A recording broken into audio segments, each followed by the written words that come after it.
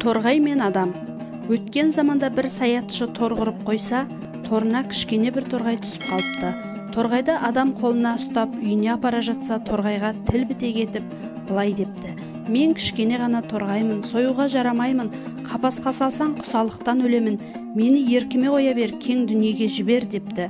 Ақысына сізге 2 ауыз ақыл айтайын деген екен. Кәне ақылыңды айт депті адам.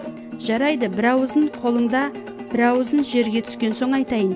Өйткені қос қолдап қысып тұрғанда өкпем қысылып, ештеңе айта алмаймын депті торғай. Аңшы босатыпты. Бірінші өткен іске өкінбе, екіншісі көзбен көрмей сенбе деген екен.